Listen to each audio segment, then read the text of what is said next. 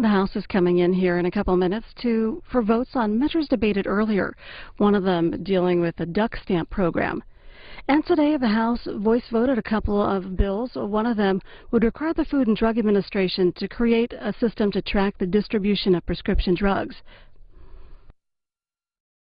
H.R. 1206 by the yeas and nays, and Senate 622 by the yeas and nays. The first electronic vote will be conducted as a 15-minute vote. Remaining electronic votes will be conducted as 5-minute votes.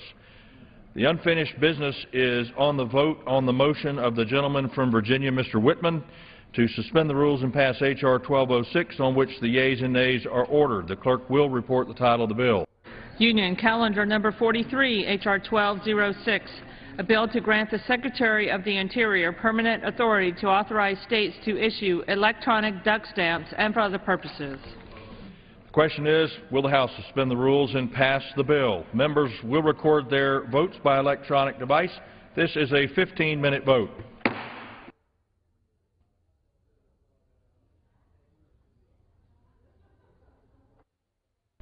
A couple of votes in this series. This first one authorizes the Interior Department to permanently continue the electronic duck stamp program. Flags have been lowered half-staff throughout the Capitol to honor Senator Frank Lautenberg, who died today at the age of 89. He served in the Senate from 1982 to 2001, and then again from 2003 until the time of his death. He was the last remaining World War II veteran serving in the Senate.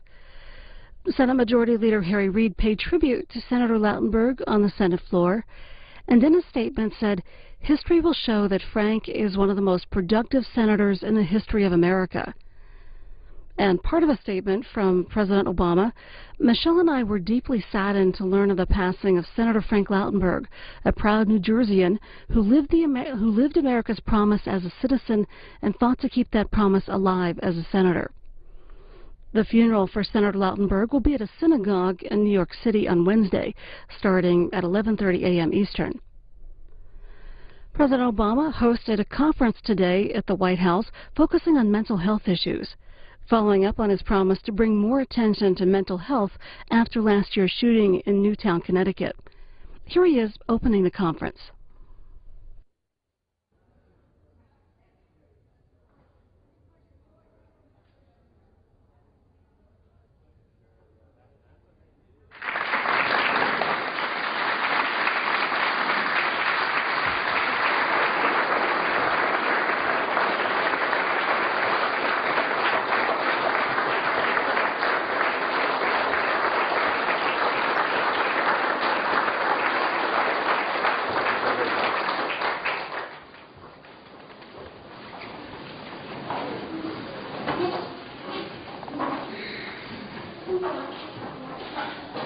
Good morning and welcome.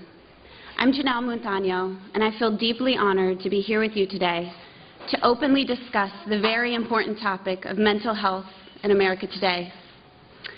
Mental health disorders affect tens of millions of people throughout our country each year, and due to unnecessary stigma, only a small handful will receive treatment and instead suffer in silence. Those who do receive treatment will be left to face feelings of shame, guilt, and secrecy. I understand these challenges all too well. I connect with this topic deeply because I've been there. I was 15 on August 5th of 1999 when suicide took my brother's life at the young age of 20 in the acre of grass next to our childhood home, where we used to laugh and play together. 8 years later, at the age of 23, I was diagnosed with major depressive disorder after suffering for years in silence. As I began to heal, however, I had this overwhelming urge to share my story with others. And I've been able to do that for the past 3 years through Active Minds, a national nonprofit organization that empowers students to openly discuss mental health issues on campuses nationwide. The tens of millions of people who are suffering, they're our friends, our family members, our neighbors and colleagues, and it's time we pull together to put an end to the suffering and to the silence. And now, it is my pleasure and honor to introduce to you the President of the United States, President Barack Obama.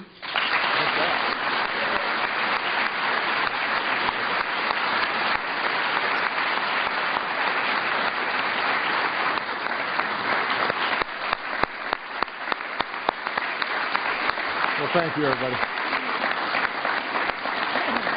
Thank you so much. Everybody, please have a seat. Thank you so much. Welcome to the White House, and thank you, Janelle, for that introduction and sharing your story and making such a difference through your organization. We're really proud to have you here. I want to thank Secretary Sebelius, Secretary Arne Duncan, Secretary Rick Shinseki for their leadership in helping to organize this event, and I also want to acknowledge some outstanding members of Congress who are here and who care deeply about this issue. And finally, I want to thank all of you for participating in this national conference on mental health. We wanted to bring together folks who've suffered from mental illness and families who supported them. We wanted to bring together advocates and educators, faith leaders, veterans, local officials. All of you have shown an extraordinary commitment to what is a critical goal, and that is to make sure that people aren't suffering in silence, and that we have the capacity to pull together all the resources and support and love that's out there to go after an extraordinary challenge in our society. The main goal of this conference is not to start a conversation. So many of you have spent decades waging long and lonely battles to be heard. Instead, it's about elevating that conversation to a national level and bringing mental illness out of the shadows. We want to let people living with mental health challenges know that they are not alone, and we've got to be making sure that we're committed to support those fellow Americans.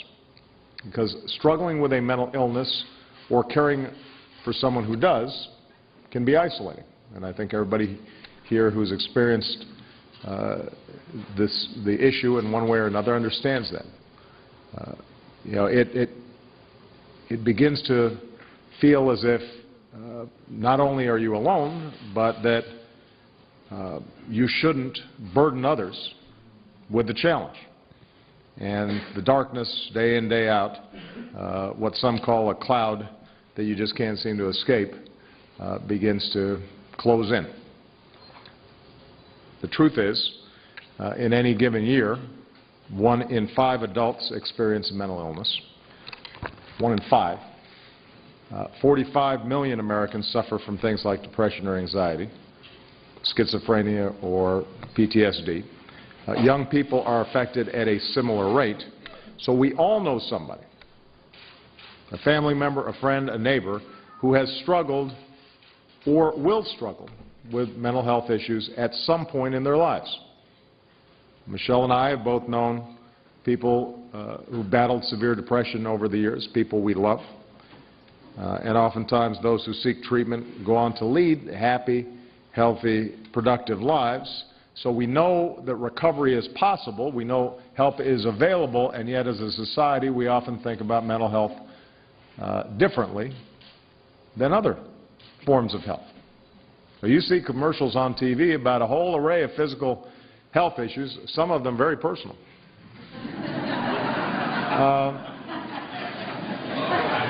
And yet, we whisper about mental health issues and avoid asking too many questions. And the brain's a body part too. We just know less about it. And there should be no shame in discussing or seeking help for treatable illnesses that affect too many people that we love. We've got to get rid of that embarrassment. We've got to get rid of that stigma. Too many Americans who struggle with mental health illnesses are still suffering in silence rather than seeking help. And we need to see it that men and women who would never hesitate to go see a doctor if they had a broken arm or came down with the flu, that they have that same attitude when it comes to their mental health. And we see it in veterans who come home from the battlefield with the invisible wounds of war. but who feel somehow that seeking treatment is a sign of weakness, when in fact it's a sign of strength. We see it in parents who would do anything for their kids, but who often fight their mental health battle alone, afraid that reaching out would somehow reflect badly on them. We see it in the tragedies that we have the power to prevent. I want to be absolutely clear. The overwhelming majority of people who suffer from mental illnesses are not violent. They will never pose a threat to themselves or others. And there are a whole lot of violent people with no diagnosable mental health issues. But we also know that most suicides each year involve someone with a mental health or substance abuse disorder. And in some cases, when a condition goes untreated, it can lead to tragedy on a larger scale. We can do something about stories like these. In many cases, treatment is available and effective. We can help people who suffer from a mental illness continue to be great colleagues, great friends, the people we love. We can take out some pain and give them a new sense of hope. But it requires all of us to act. And there are a few ways that we can do our part. First, we've got to do a better job recognizing mental health issues in our children and making it easier for Americans of all ages to seek help. Today, less than 40% of people with mental illness receive treatment. Less than 40%.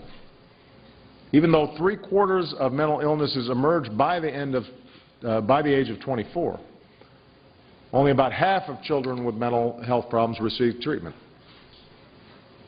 Now think about it. We wouldn't accept it if only 40% of Americans with cancers got treatment. So we wouldn't accept it if only half of young people with diabetes got help. And why should we accept it when it comes to mental health? It doesn't make any sense. But the good news is there are plenty of groups that are stepping up to change that.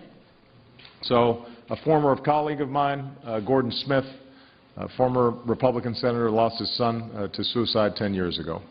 And I remember him speaking so eloquently about it. Gordon is now the head of the National Association of Broadcasters, and today the National Association of Broadcasters is announcing a new campaign designed to change attitudes about mental illness through TV ads and social media, because Gordon doesn't want other parents to go through the agonizing loss that he's endured. So we thank you, Gordon, for that great work.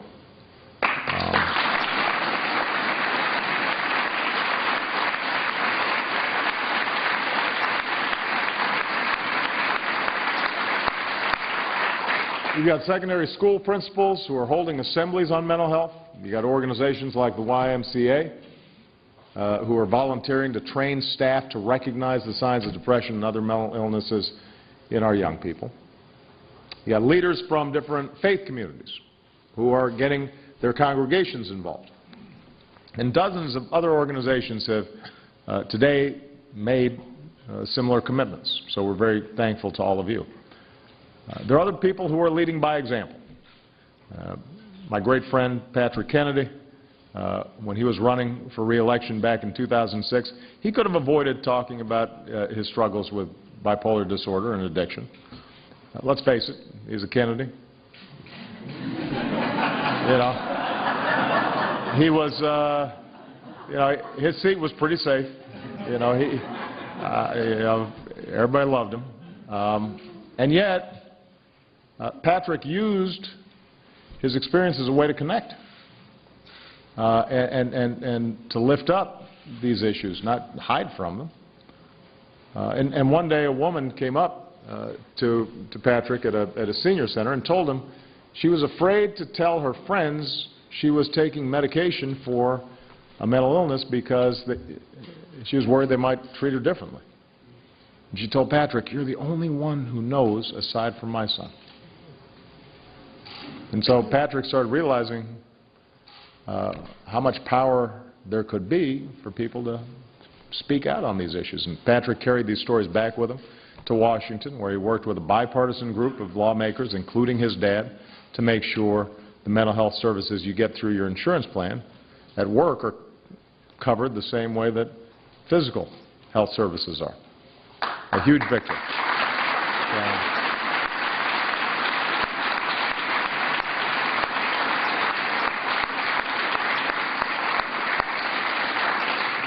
So because of Patrick's efforts and the colleagues who worked with him, it's easier for millions of people to join him on the road to recover. Which brings me to a second point.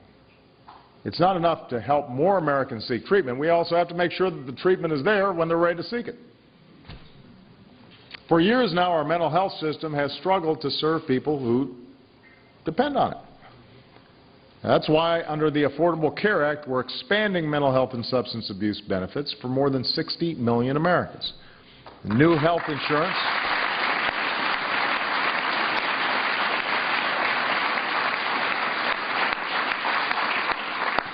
New health insurance plans are required to cover things like depression screenings for adults and behavioral assessments for children. And beginning next year, insurance companies will no longer be able to deny anybody coverage because of a pre-existing mental health condition. We're also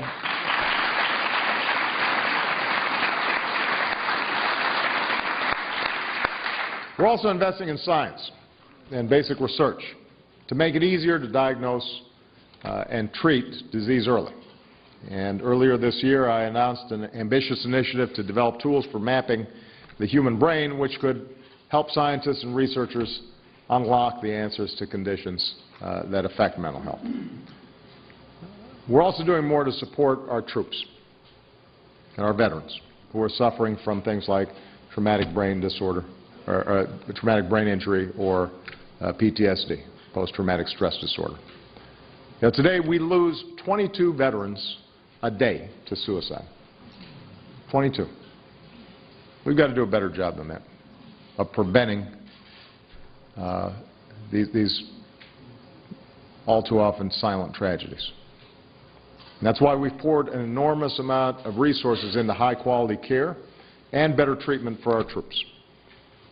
And today, under Rick Shinseki's leadership, the VA is going even further. They're partnering with 24 communities in 9 states to help reduce wait times for veterans seeking mental health care. And they've met their goal of hiring 1,600 new mental health providers, which means this summer they're going to hold more than 150 summits like this one in communities all across the country so that every one of our service members and veterans understand. Just like you take care of yourselves and each other on the battlefield, you got to do the same thing off the battlefield. That's part of being strong. Now, for many people who suffer from a mental illness, recovery can be challenging. But what helps more than anything, what gives so many of our friends and loved ones strength, is the knowledge that you're not alone. You're not alone. You're surrounded by people who care about you and who will support you on the journey to get well. We're here for you. And that's what this conference is about. That's why these issues are so important. So if there's anybody out there who's listening, if you're struggling, seek help. Thank you, Mr. President. You're welcome.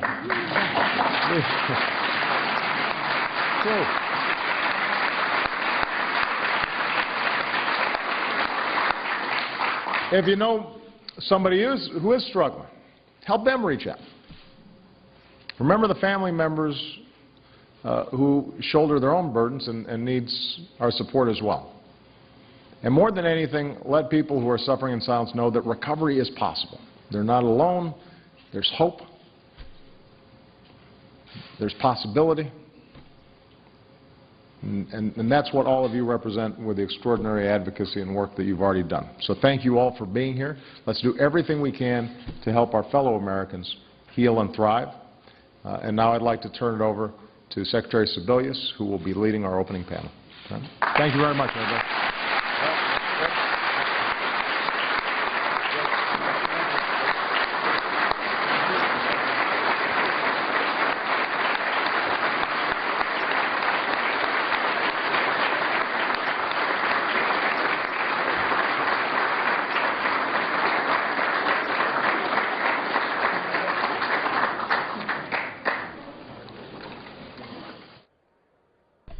The new acting IRS chief, Danny Werfel, testified on Capitol Hill for the first time in his new job today, saying that he was pressing ahead to fix the problems that allow the agency to target conservative groups. And you can see all of that hearing on C-SPAN 2 tonight and right now at cspan.org. A new report scheduled to be released tomorrow by the Treasury Department's Inspector General shows that the IRS spent nearly $50 million on conferences over a 3-year period. White House Press Secretary Jay Carney responded to the news at today's White House briefing. An IRS subject. Has the President seen the IG report, which is supposed to come out tomorrow, which talks about waste at the IRS and talks about, in fact, IRS employees using presidential suites at conferences? Does the President think that's appropriate? No. Well, in answer to your question, we haven't seen the report, but no, he doesn't think that conduct is appropriate. I would point you to statements released by the acting IRS Commissioner, Danny Werfel, who says, quote, "This conference is an unfortunate vestige from a prior era. Taxpayers should take comfort that a conference like this would not take place today. Sweeping new spending restrictions have been put in place at the IRS, and travel and training expenses have dropped more than 80% since 2010. And similar large-scale meetings did not take place in 2011, 2012, or 2013. Second, I would point out that the President has made creating an efficient and effective government a priority, a cornerstone of his administration. He believes that everyone in this administration must take their role as stewards of the taxpayer dollar very seriously. That is why, in May of 2012, the administration outlined a series of actions for reining in spending and increasing both transparency and oversight of federal conference and travel activity.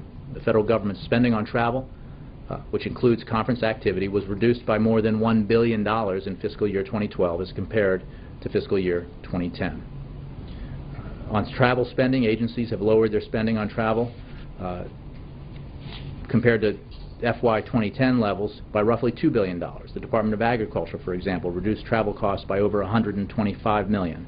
The Drug Enforcement Administration implemented mandatory policy guidance requiring employees to use lowest available fares for air travel, and due to this policy alone, DEA achieved over $6.5 million in savings in fiscal year 2012. These are examples that illustrate a commitment the President has to wringing out waste and abuse of taxpayer dollars. And it's important to note that Danny Werfel, who's now the acting commissioner over at the IRS, oversaw that process at the OMB when he was at the OMB. We'll hear more about the report on IRS spending on Thursday when the House Oversight Committee holds a hearing looking into the findings. We'll have that live in the morning at 9:30 Eastern on C-SPAN 3.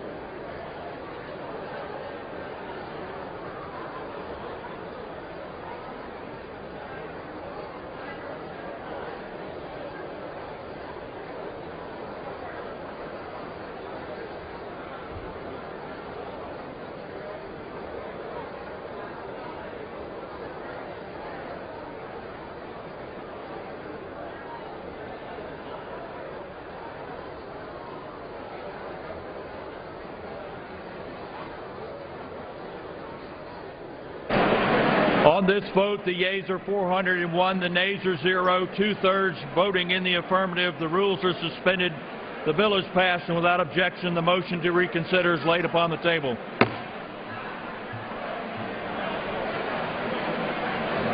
The unfinished business is on the motion of the gentleman from Ohio, Mr. Latta, to suspend the rules and pass Senate 622, on which the yeas and nays are ordered.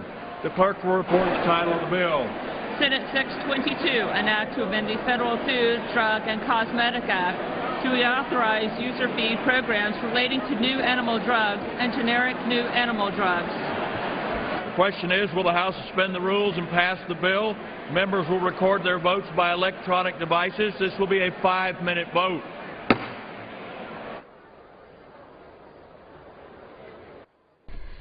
The last vote of the day on a bill that would allow the FDA to continue to collect user fees for applications for drugs for animals. It also directs the HHS Secretary to set those user fees to meet a specific revenue target. The money collected would help pay for FDA spending. The House is expected to take up 2 2014 spending bills this week, one for Military Construction and Veterans Affairs, and the other for the Homeland Security Department. Here's more about those bills.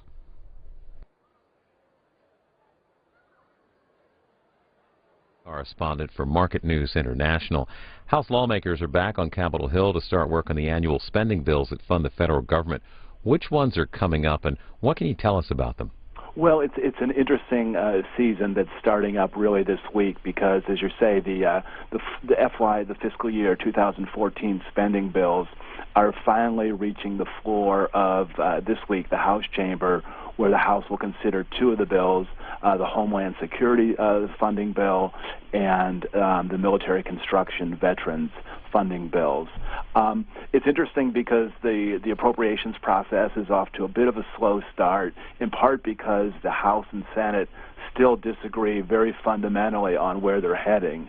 The 2 chambers passed budget resolutions, which are broad fiscal blueprints, in March. They have very different visions about how the next 10 years should go. But as it turns out, they also have very different visions about how this year should go. The 2 chambers are $91 billion apart, with the House lower than the Senate. So as they try to pass the 12 funding bills, it will be very interesting because the House is shooting at a much lower number than the Senate.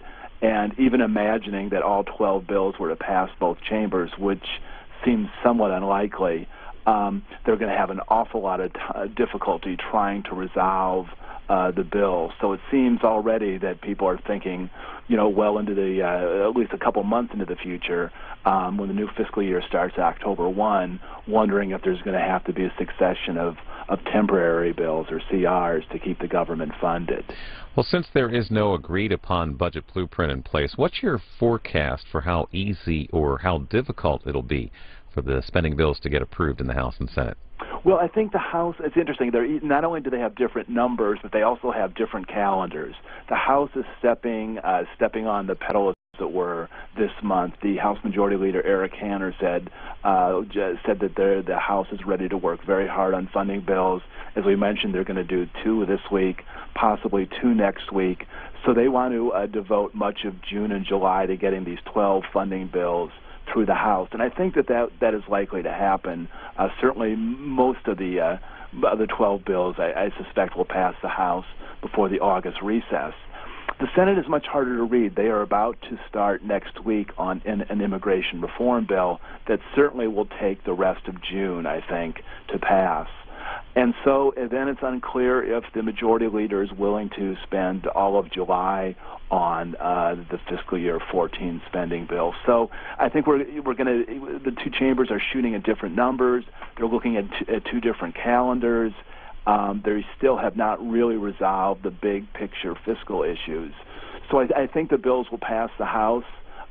It's unclear to me how many will actually pass the Senate. The Senate Appropriations Committee is working hard this week on its bills, but whether these bills actually come to the floor of the Senate in July is something that is still not quite clear. Now, talk of the sequester doesn't seem to be dominating the news as it was earlier this year. What kind of impact is the sequester having on the proposed level of spending in these bills? Well, it's a major factor. In fact, the $91 billion that separate the two chambers is in large part how they are contemplating the sequester going forward. The Senate Democrats have effectively assumed that the sequester is going to be removed for the next fiscal year and replaced by some undisclosed mix of spending cuts and tax increases to effectively, wipe it off the map, whereas the House is assuming that the sequester is going to take hold. So even that very, very basic issue that the two chambers are fundamentally in disagreement about how to factor in the sequestration. So, and it's something that the House Appropriations Committee Chairman Hal Rogers in the last couple of weeks has sort of openly despaired at how the sequester is making it hard to write his funding bills. He said it is causing, damage to the budget, but he's under marching orders from the leadership to assume that the sequestration is going to stay in place. And so he has crafted his 12 bills to take that into account. And in the seconds that we have left, what about the debt ceiling? What are we hearing about that? The debt ceiling is likely to come up September, October, November, sometime in the fall. And in fact, there is some prospect that the debt ceiling and the FY14 funding bills will be coming ripe at around the same time, late September, early October. John Shaw is a congressional correspondent for Market News International. We thank you for your time. Thank you so much. And a heads up for tomorrow, the Senate Armed Services Committee holds a hearing on sexual assaults in the military. Witnesses include Joint Chiefs of Staff Chairman Martin Dempsey, Army Chief of Staff General Ray Odierno, and Marine Corps Commandant General James Amos. And that starts tomorrow morning, live at 9:30 Eastern on C-SPAN 3.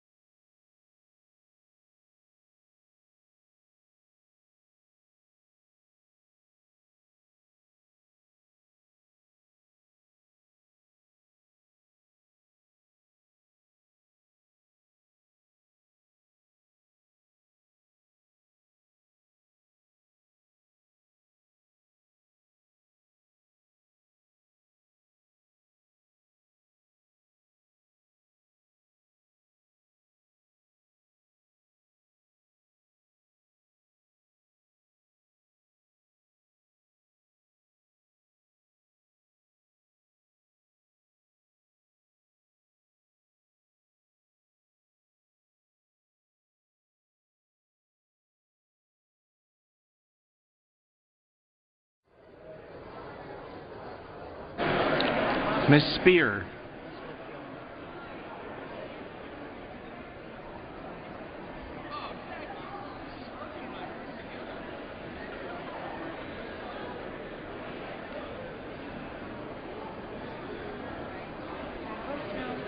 Ms. Spear votes no.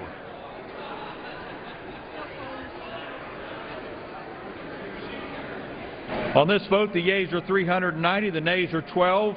Two-thirds being in the affirmative, the rules are suspended. The bill is passed, and without objection, the motion to reconsider is laid upon the table.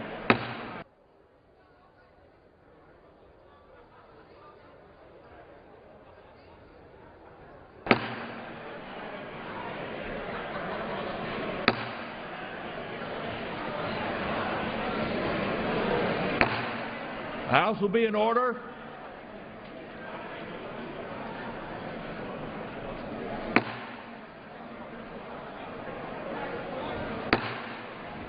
The House will be in order.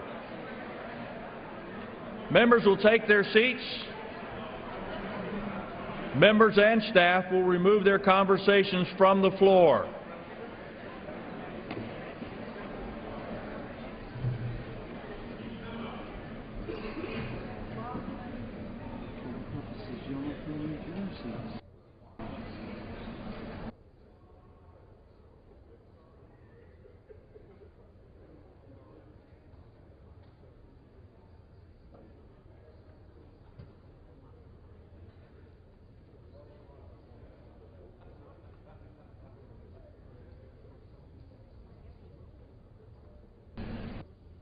First, the gentleman from New Jersey rise.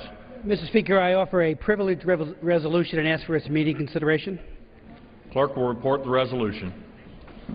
House Resolution 242, resolved that the House has heard with profound sorrow of the death of the Honorable Frank R. Lautenberg, a senator from the state of New Jersey. Resolved that a committee of such members of the House as the Speaker may designate, together with such members of the Senate as may be joined, be appointed to attend the funeral. Resolved that the clerk communicate these resolutions to the Senate and transmit a copy thereof to the family of the deceased. Resolved that when the House adjourns today, it adjourn as a further mark of respect to the memory of the deceased senator. The gentleman from New Jersey is recognized. I thank the Chair for recognizing.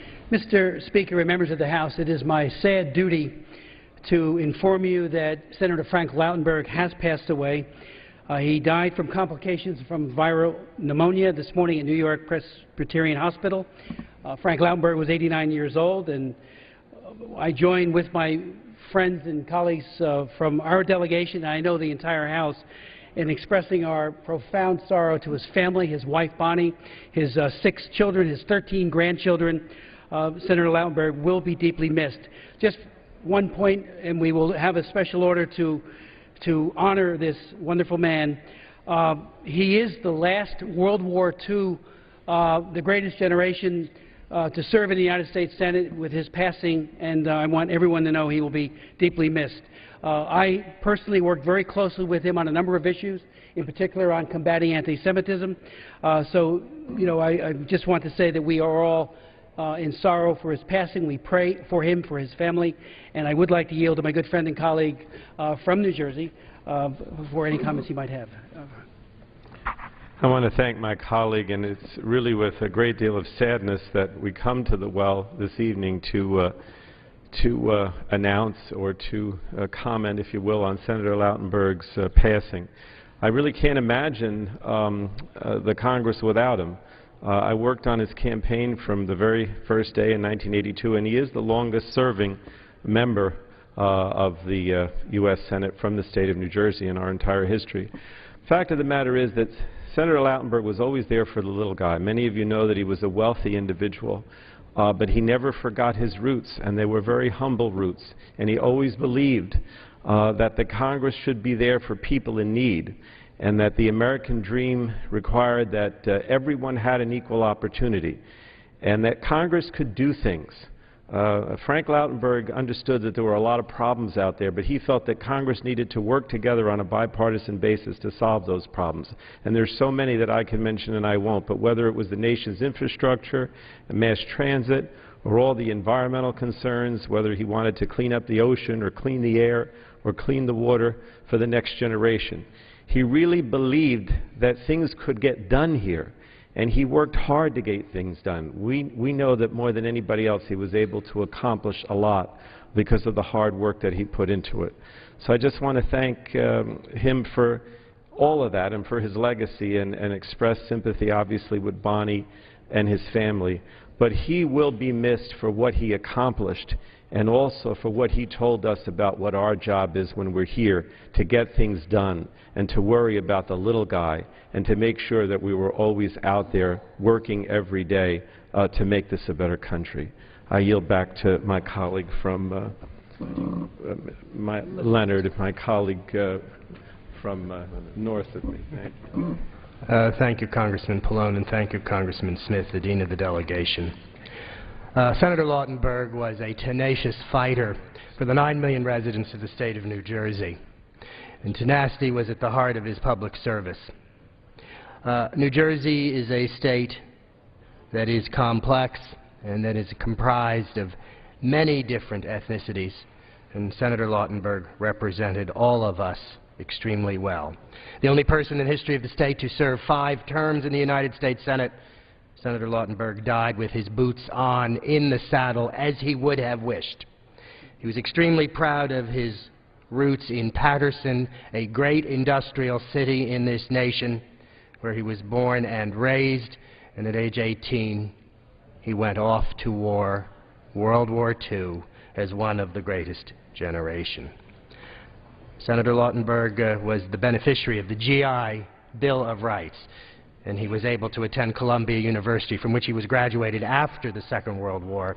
And his brilliant career in the private sector at ADP is a hallmark to the entrepreneurial spirit of the American people.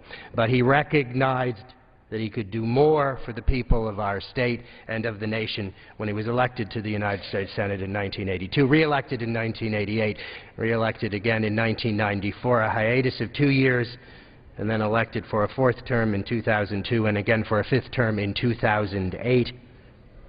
He was a person of perseverance. To Mrs. Lautenberg and the Lautenberg children and family, we extend our profound sympathy, and the people of New Jersey, and might I suggest the nation, are saddened by his death. I yield to Mr. Andrews. I thank my friends and colleagues for joining in this moment of solemn remembrance. There is not a corner of our state that does not bear the manifestation of the greatness of Senator Lautenberg's career. Some of the manifestations are functional and somewhat ordinary, bridges and exit ramps, but so many of the things are things of beauty and splendor. This is a person who risked his life for his country in the Second World War and gave his life to the building a successful business and building a great state and a great country. We are profoundly saddened by his loss, but we are heartened by his example. And I thank each of us on both sides of the aisle for remembering him. Our prayers go to his family, and our thanks go to him for a great life well led. Mr. Pasquale. Frank Lautenberg was my friend for 45 years. We drank the same water in Paterson, New Jersey. He was a person of very small means when you look at his mom and dad. They worked in the factories in Paterson, New Jersey, as so many other people did. His father died when he was 43 years of age. He got sick from the jobs that he had when there was no protection for workers, not like it is now.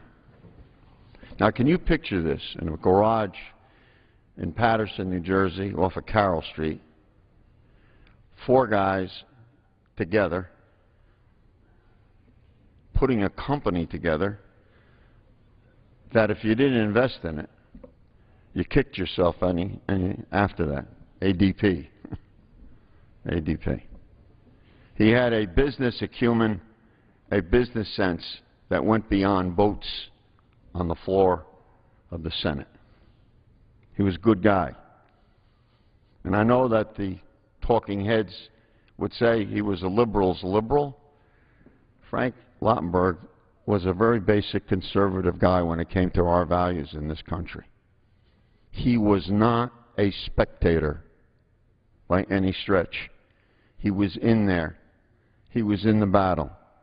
He came back to school number 6 on Mercer Street in Paterson to take care of those kids, give them computers, and make sure you take care of those computers, because this is going to get you perhaps a path to something better in life for you and your family. He didn't forget it. You know, a lot of people say he didn't forget his roots. That's a wave. It's a passing by. He was not that kind of a person.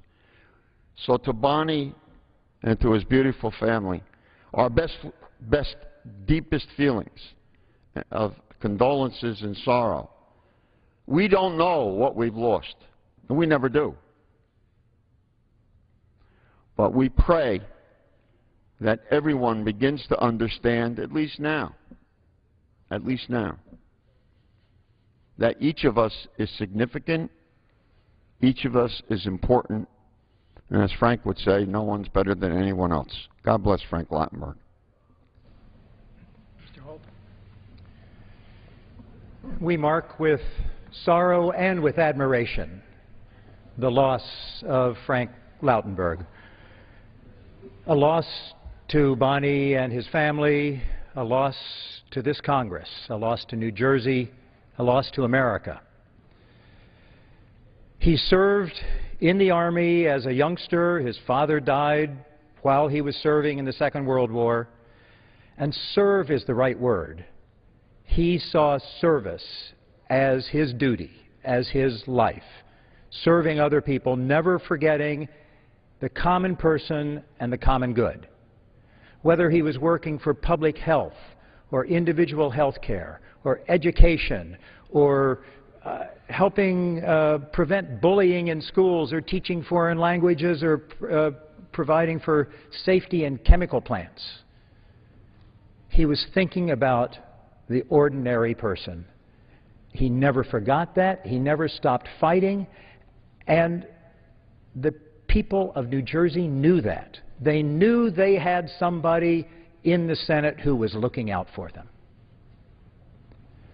But what I think of most is his work that he did on the Transportation Subcommittee about the blood alcohol level and drunk driving. He did more than any other single person in this country to prevent drunk driving. You could fill many football stadiums with people who are alive today because of Frank Lautenberg. And the interesting thing is, not one of them would know who they are. We have a lot to be grateful for to Frank Lautenberg. And his legacy is something that we should work hard to continue. Mr. Garrett. To the Dean of Delegation and to the rest of my colleagues from New Jersey, Washington, D.C., the Senate, the chambers, they'll not be the same without Frank Lautenberg walking about. He has and he was a man who lived truly an extraordinary life. You've heard from his humble beginnings that Bill, I guess, knows pretty well, that growing up in that neighborhood, going on to fighting through World War II, and as Leonard points out, that extraordinary entrepreneurial spirit in all those ways lived an extraordinary life that left an extraordinary impact upon the people of his community and the state.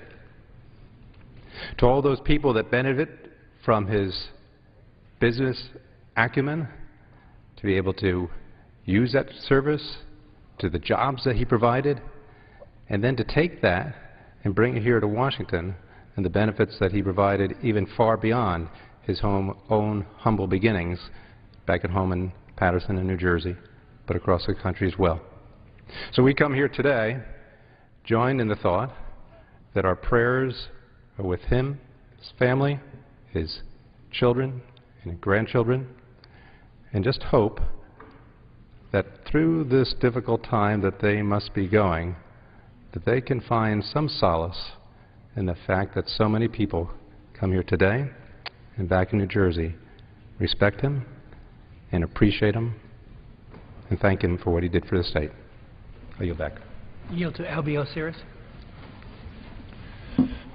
Well, I want to thank my colleagues for being here today and expressing the sentiment towards a friend. I knew Frank Lautenberg for a long time. I was a mayor when I first met him, and he never changed. He was a fighter.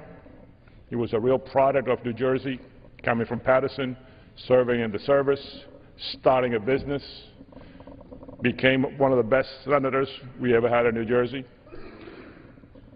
and a man who had a vision, because he was one of the first ones who saw that riding on a plane, having somebody smoking next to you was not healthy.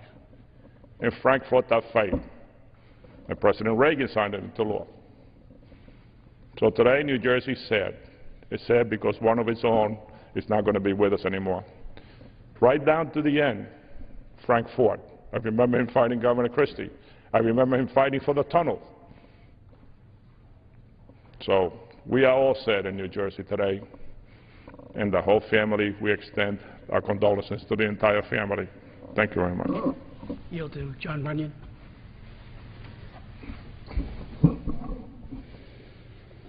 I too want to reflect all of the kind and gracious words that my colleagues have expressed up here. Myself, only being in my second term, can't say that I knew Frank that well. But I want to point out one thing. It's unfortunate that sometimes it takes someone passing to realize all the great things they did in their lives. Because I've learned this of coming here to Washington sometimes. People forget there are people that come here to represent the people back home.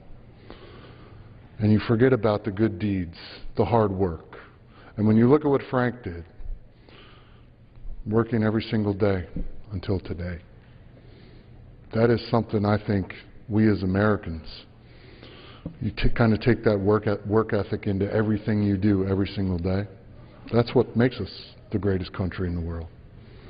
And Frank obviously being that type of role model. I think we're all saddened by his passing. We will miss him. And again, our condolences go out to his family.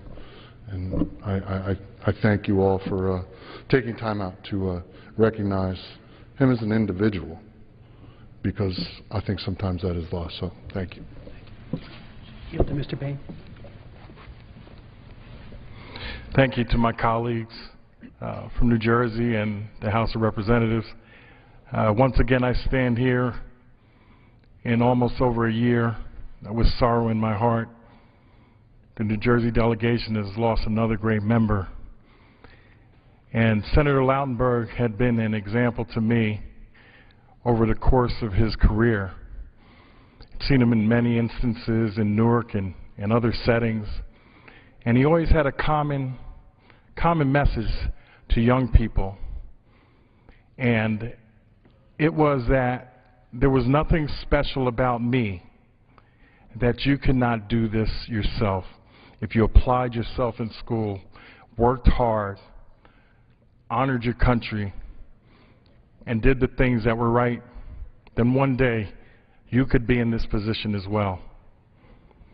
Frank Lautenberg embodies what a New Jerseyan is. So look at his career, look at his life. He's a true New Jerseyan.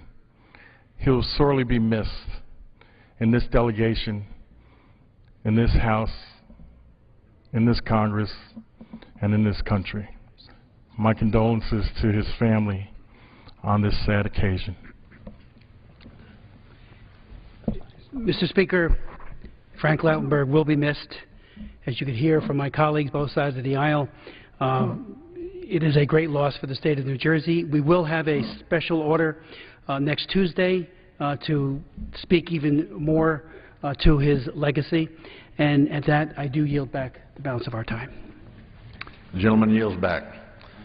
Without objection, the previous question is ordered. Without objection, the resolution is adopted, and the motion to reconsider is laid on the table.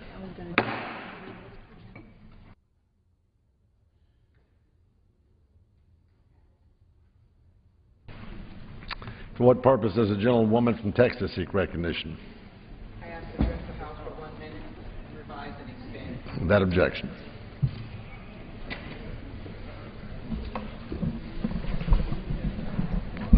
Gentlemen.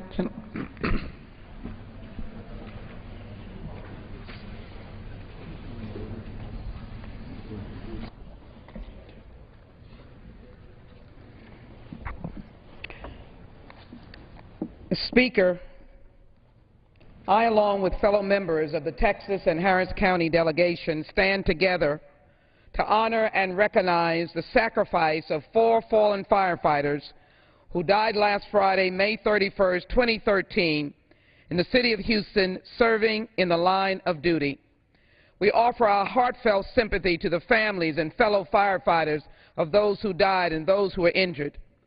We are united with the city of Houston in grief over the deaths of Captain EMT Matthew Renaud, Engineer Operator EMT Robert Bebe, Firefighter EMT Robert Garner, and Probationary Firefighter Ann Sullivan, who died on last Friday while searching a blazing hotel and restaurant for possible trapped victims.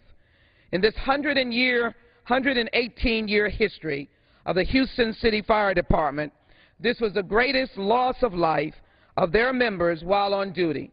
Their heroism will not soon be forgotten, nor their sacrifice dimmed by time. In the Fireman's Creed, the words come to open space and are heard loudly.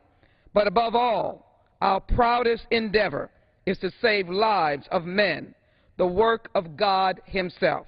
The Fireman's Creed. We ask that our colleagues join us now in a moment of silence in their memory.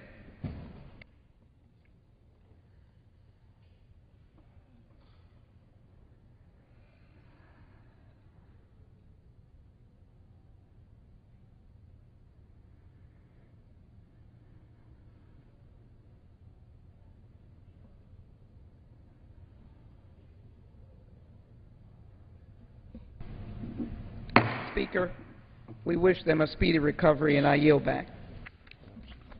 Thank you. The chair will entertain requests for 1-minute speeches. For what purposes does the gentleman from Pennsylvania seek recognition? Without objection, so ordered.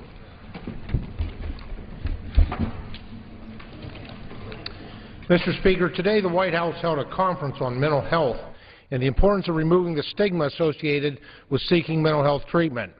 The conference dovetailed with an announcement by the Department of Veterans Affairs that it had met its goal to hire 1,600 new mental health professionals. Despite the positive news from the VA, the President appropriately stated it is not enough to help more Americans seek treatment. We also have to make sure the treatment is there when they are ready to seek it. I could not agree more. For a major barrier for individuals seeking care is not just access, but the stigma that is oftentimes associated with seeking professional help, especially for our veteran population. Thankfully, there is more we can do.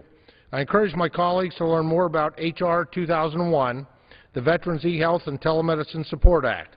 This bipartisan, no-cost bill expands the number of qualified providers servicing our veteran population and also helps remove the stigma associated with seeking treatment through the expansion of telemedicine at the VA. Thank you, Mr. Speaker, and I yield back.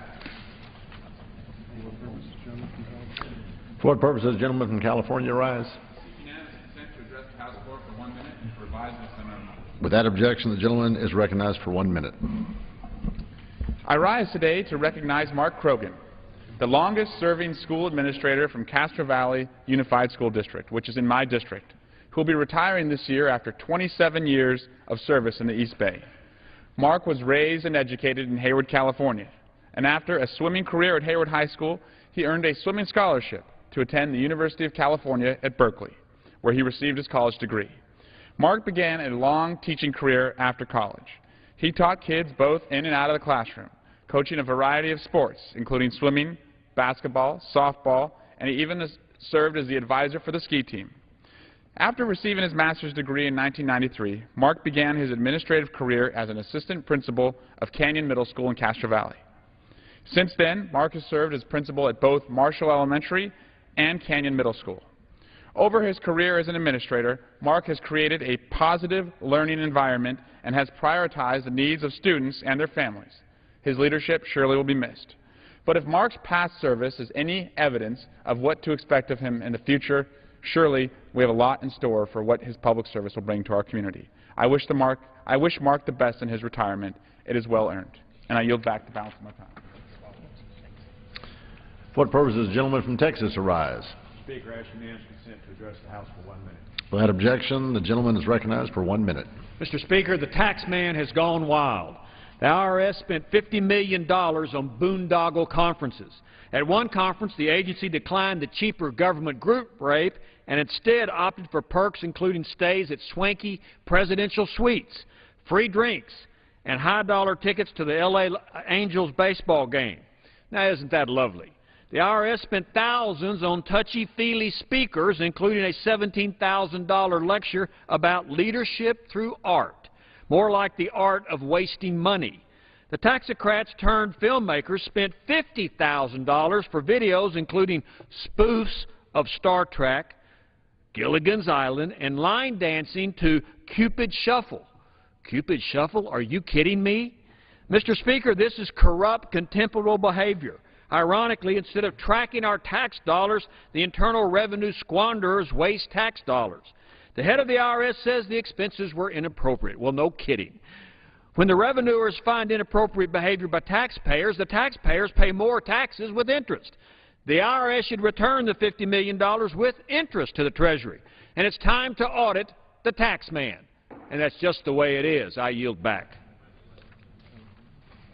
What purpose does the gentleman from California rise? Mr. Speaker, I ask unanimous consent to address the House for 1 minute. Without objection, the gentleman is recognized for 1 minute. Mr. Speaker, I rise today as a member of the Safe Climate Caucus to urge the House to act on climate change. Last month, scientists recorded atmospheric concentrations of carbon dioxide at more than 400 parts per million. The long-term consequences of this development are going to get worse in the future, but we're already seeing the immediate impacts today. The Philadelphia Inquirer has recently reported on the sea level rising along the Delaware Bay and the spring season coming earlier to the Philadelphia region. I'd like to, Mr. Speaker, ask that these two articles be put into the congressional record. And just last month, the National Resources Defense Council released a report on the cost of climate change, showing that the federal government spent $100 billion on disaster relief last year. That's more than we spent on education, transportation, or even non-discretionary spending on health. And yet, not only does the Republican majority in the House refuse to address climate change, they're actively pursuing legislation that is sure to make things worse. We must address this problem now. What purposes does the gentleman from Louisiana rise? Gentleman is recognized without objection for 1 minute. Mr. Speaker, 2/3 of the uninsured say they may not purchase insurance under Obamacare. A new survey of the uninsured says only 19% will opt for coverage by January 1st, meaning that only the sickest will buy insurance, driving up the cost of health care for all of us. In fact, 61% expect their health care costs to go up as a result of Obamacare. You may recall that earlier this year, a federal analysis estimated that the cheapest health insurance plan available for a family in 2016 will cost no less than $20,000 a year per family. And it's not just the uninsured who are filled with uncertainty about Obamacare. More than 2/3 of small business owners surveyed by the U.S. Chamber say Obamacare will make it harder for them to hire more employees. Many are busily converting employees to part-time as we speak. American families cannot afford Obamacare. It must be repealed, just as I and my fellow Republicans and even some Democrats have voted to do. With that, I yield back. The chair lays before the House the following personal request. We'll read the request. Leave of absence requested for Mr. Rodney Davis of Illinois for today. That objection request is granted. Under the Speaker's announced policy of January 3rd, 2013, the gentleman from Nevada, Mr. Horsford, is recognized for 60 minutes as the designee of the Minority Leader. Good evening, Mr. Speaker. Thank you. Tonight, the Congressional Black Caucus comes before this body and the American people for the next hour to talk about important issues facing our country. Tonight, we will discuss the problem of poverty in America and what we can do to bring more Americans into the middle class. From SNAP to the Earned Income Tax Credit, from Head Start to TRIO and Gear Up, we have effective programs that reduce poverty and open up opportunities for people in the low income. Unfortunately, these programs are often the first targeted for cuts. When you are worrying where your next meal is going to come from, You probably don't have a lot of time to lobby Congress. Well, here, tonight, we're here to speak to these important issues, and we're also here to listen. So hopefully, we will be able to answer some questions from our constituents from across America. If you're watching and you have something that you'd like to let us know about, get on Twitter and tweet #CBCTalks, and we'll do our best to answer your questions.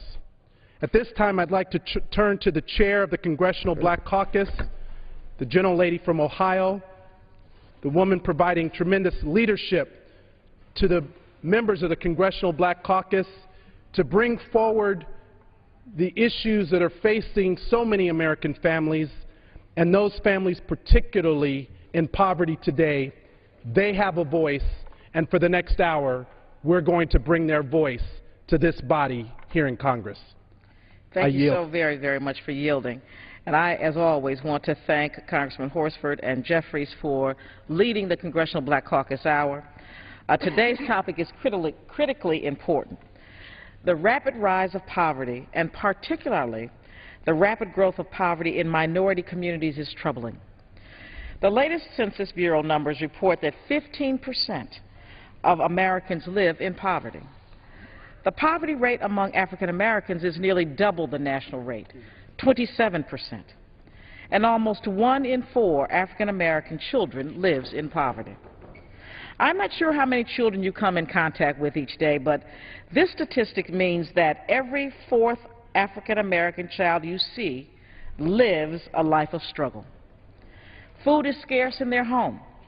Their neighborhoods are riddled with crime. There is no guarantee that the lights and heat will be on when they come home from school each day. As our economy sputters and more Americans slip below the poverty line, federal anti-poverty programs are essential. Yet over the last year, conservatives on and off the Hill have begun to spin a story of how anti-poverty programs have done nothing but foster a culture of dependency.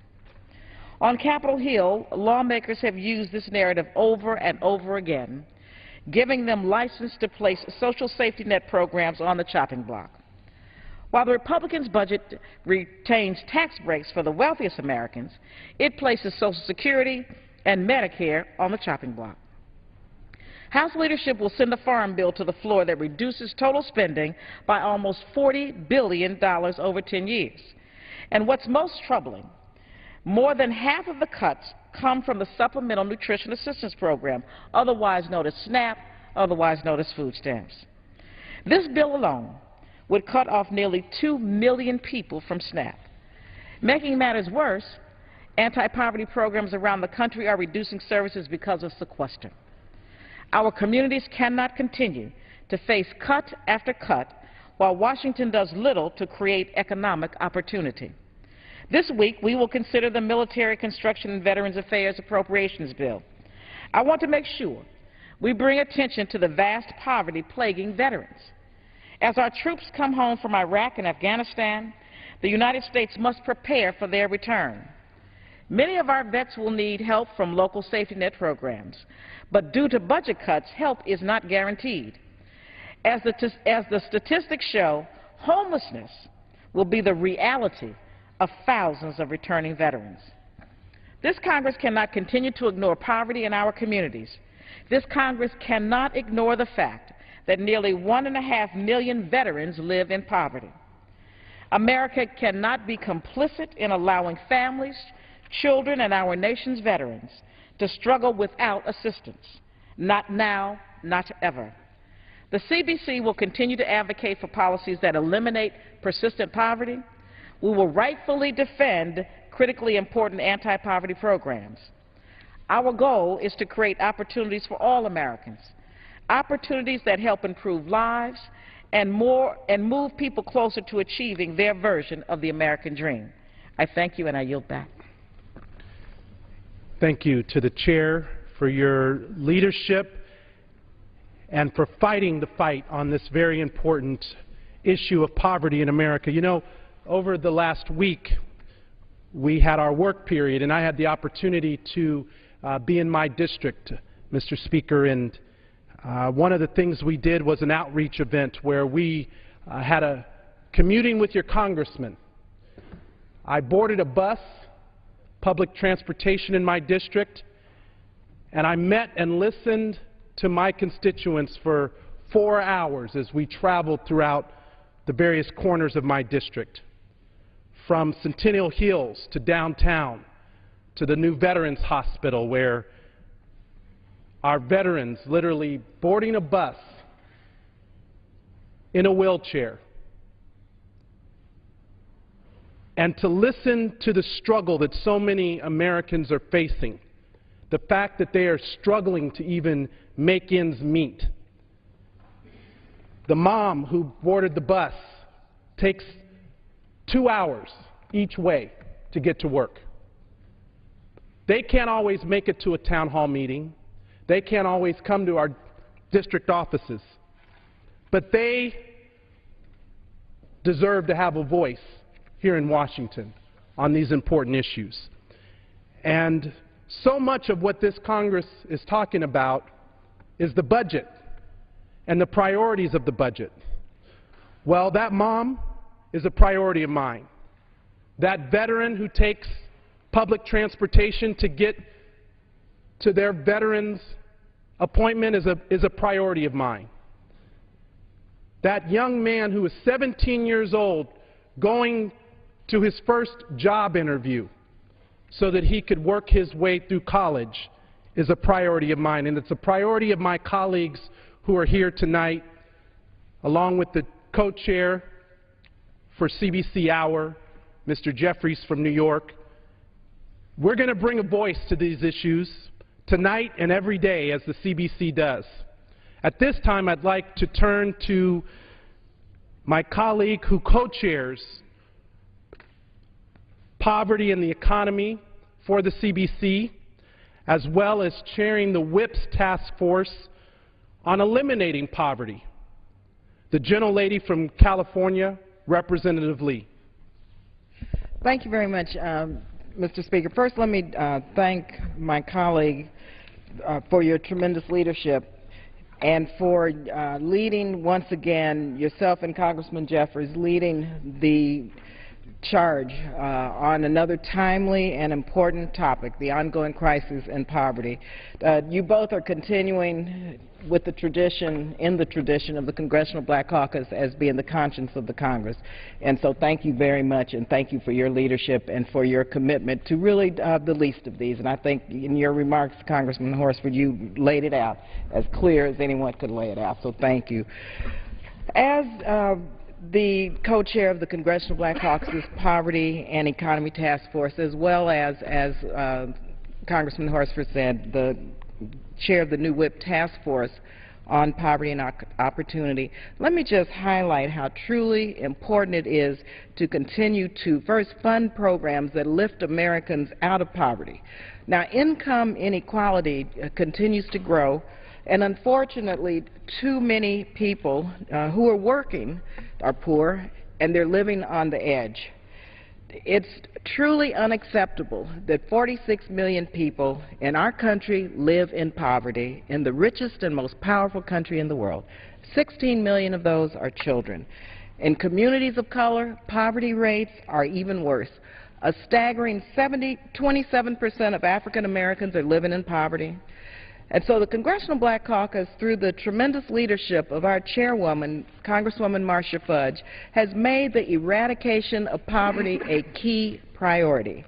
Our policies and programs addressing poverty have not kept pace with the growing needs of millions of Americans. It is time that we make a commitment to confront poverty head-on, create pathways out of poverty, and provide opportunities for all.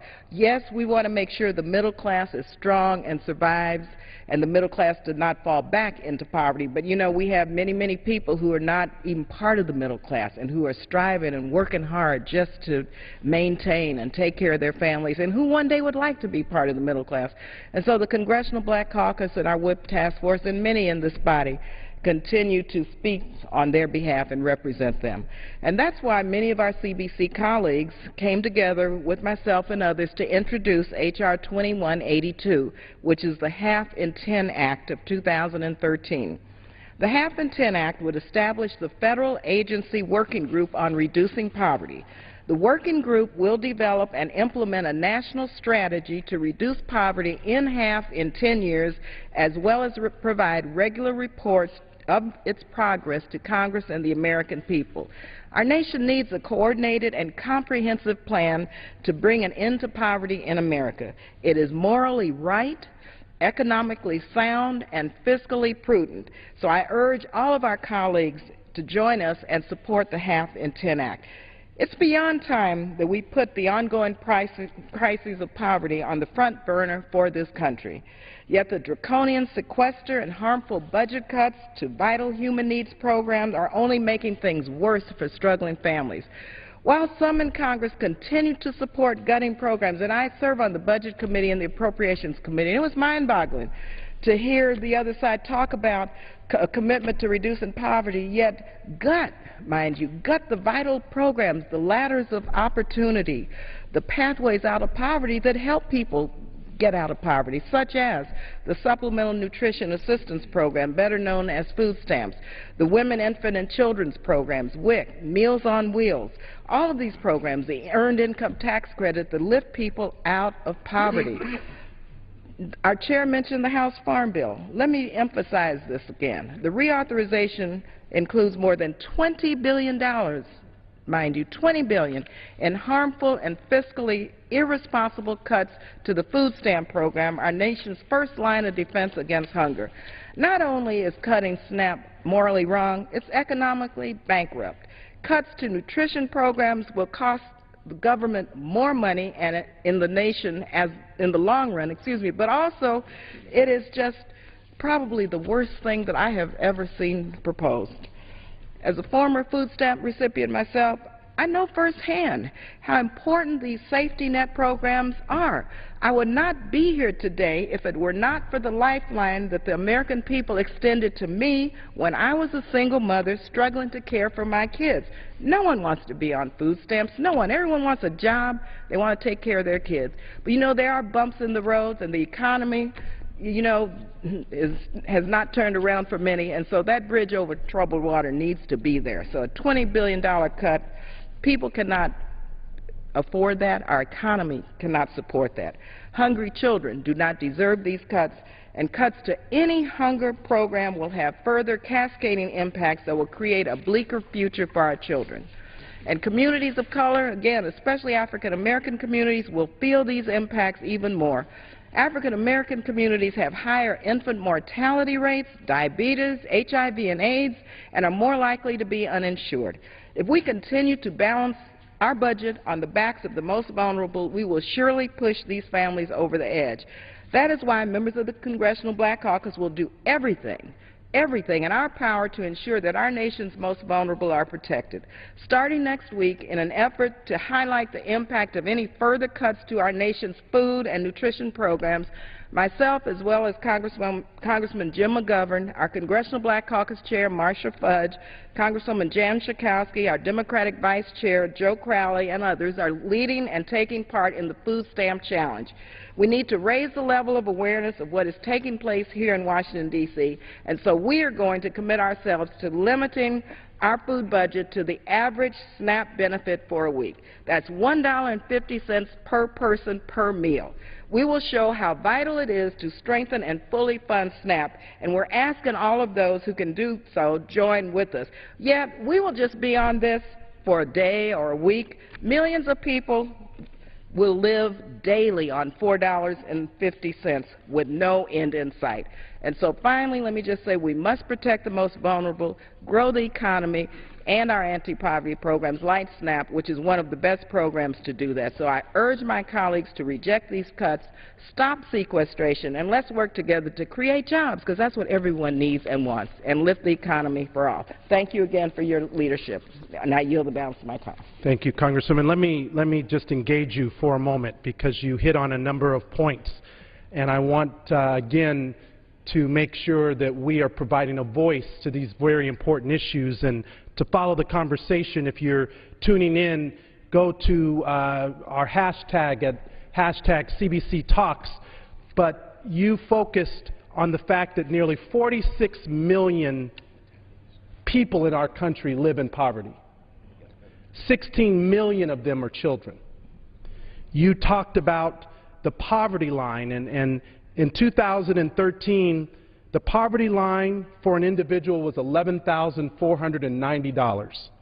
For a family of four, it's $23,550. So can you elaborate further on the SNAP program, how that program provides for a safety net for individuals, and how is it that a family of four in America can survive on $23,550 a year? Thank you very much, Congressman Horsford, for that question and for laying the facts out. There's no way a family can survive on $23,000 a year in America. I don't care what region that they live in. Secondly, and Congressman Ellison, who's going to speak in a minute, and the Progressive Caucus held a hearing, and we talked with low-wage workers, workers who are actually working for federal government employees, contractors, in our nation's capital, making $6, $7, $8 an hour. And you know what? These are working men and women who need food stamps. They're working each and every day, 10, 12 hours a day. And so when you look at what a cut like this would do, first you have people who are making $6 or $7 an hour, living on $23,000 a year, family of four, and then you're going to cut their food supply. I mean, people are going to go hungry. We're going to see an increase in hunger both in rural communities and in urban communities in our country.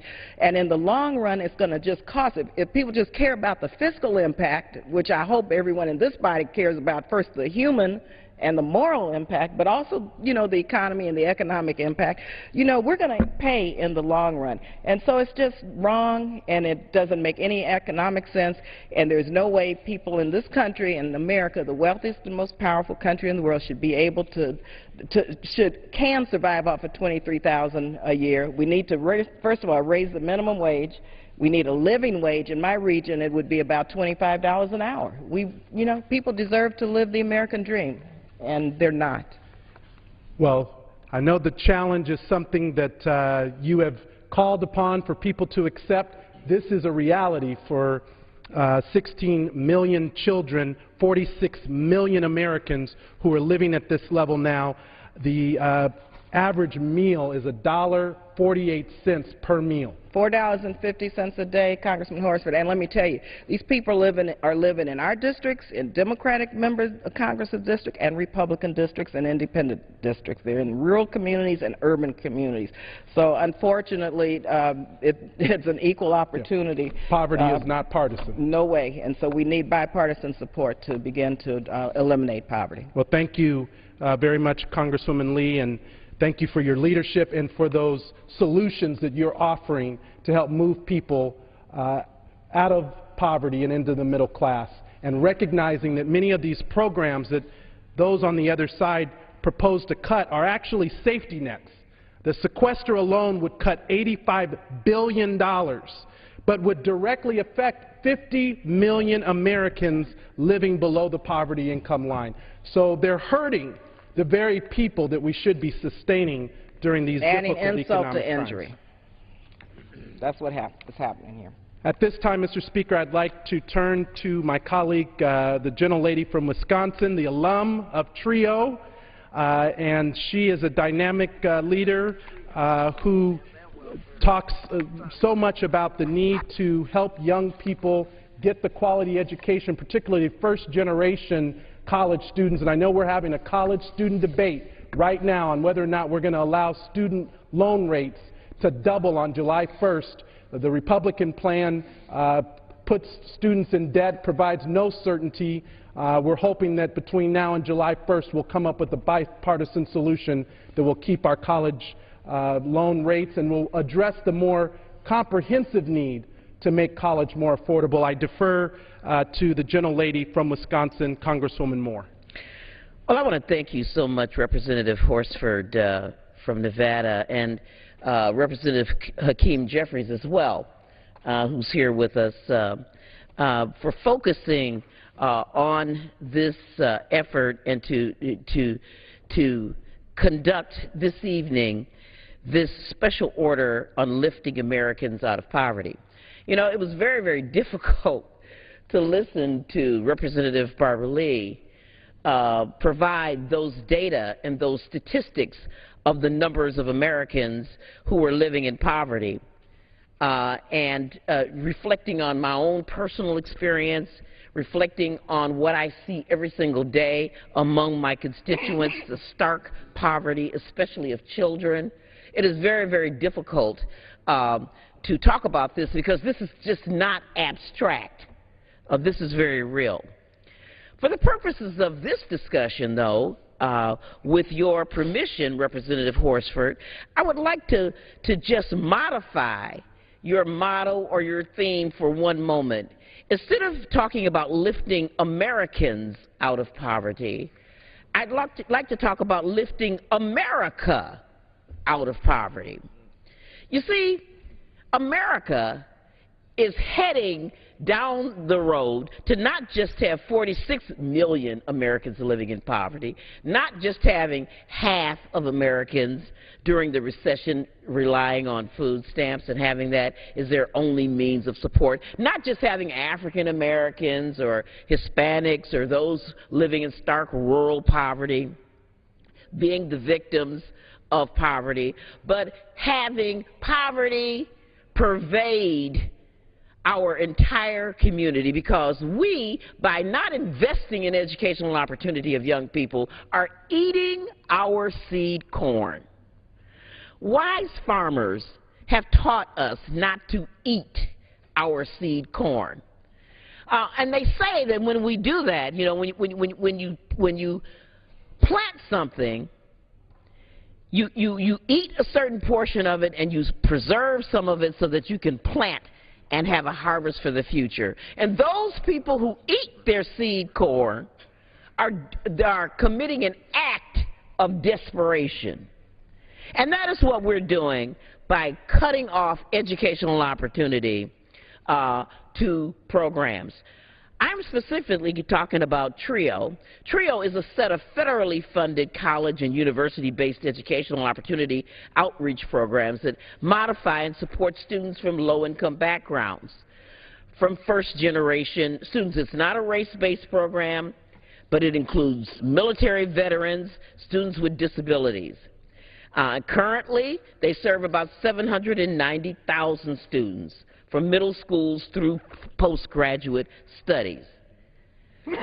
These programs are very, very important because we have found that there aren't enough trust fund kids, Representative Horford, there just aren't enough trust fund kids to really put this country on a sustainable course of graduating enough high-skilled workers and innovators for our country to have to enjoy the kind of economic hegemony in a global economy. There aren't enough.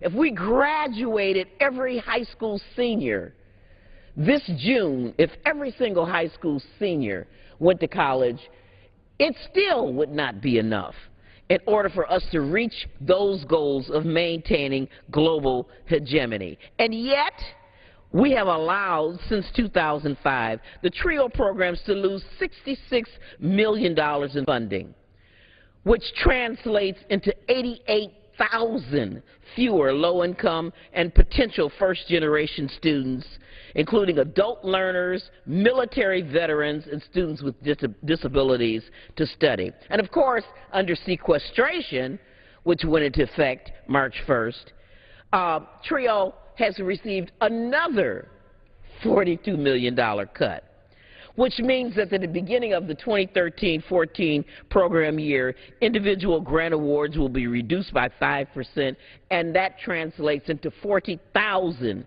fewer students to be served by TRIO. Now, as I indicated in the beginning of my discussion here, this program is a set of programs that seek to identify brilliant students, but for their income or but for their having not been born into a family where college was a tradition, that can contribute to the growth of our economy and our society. Talent Search, it's a program, it's a very low-cost early intervention program which identifies students with college potential in grades 6 through 12.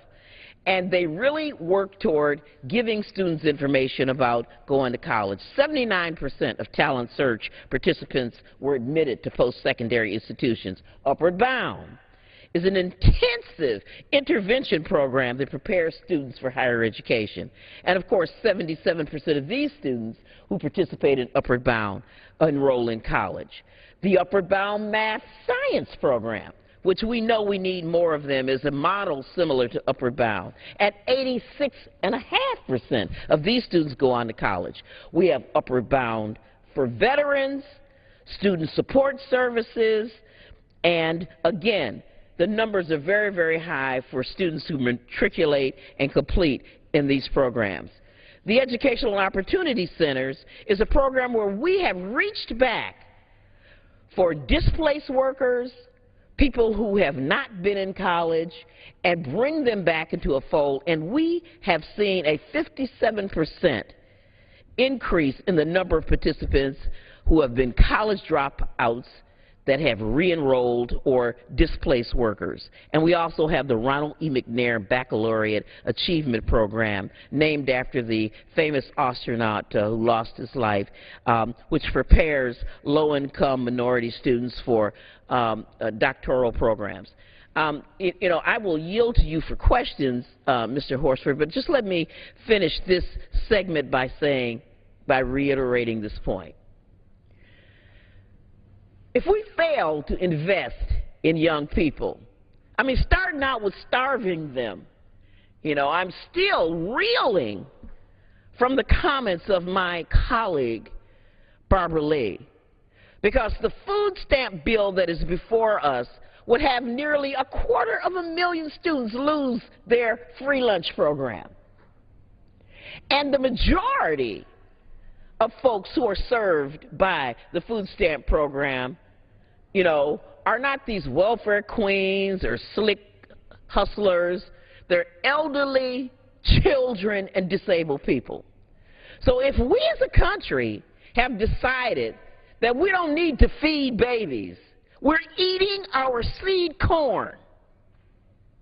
And that is an act of desperation that will take us down a perilous road.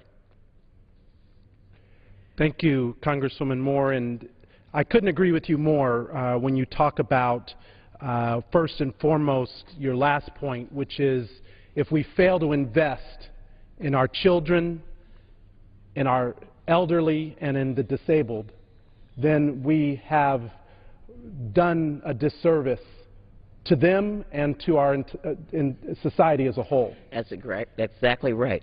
Because we can't lift America out of poverty without lifting Americans out of poverty. We are a family. And so a lot of times when these programs get talked about, you know, the various acronyms, you know, billions of dollars here and billions of dollars there, waste, fraud, and abuse, I know, gets brought up oftentimes as kind of the red herring in the room in a lot of our committee hearings. But really, the reality is there's a face behind each one of these programs. There's real people depending on, as you indicate, the 250,000 children who would lose free and reduced lunches. How is a child supposed to learn if they can't, if they're hungry?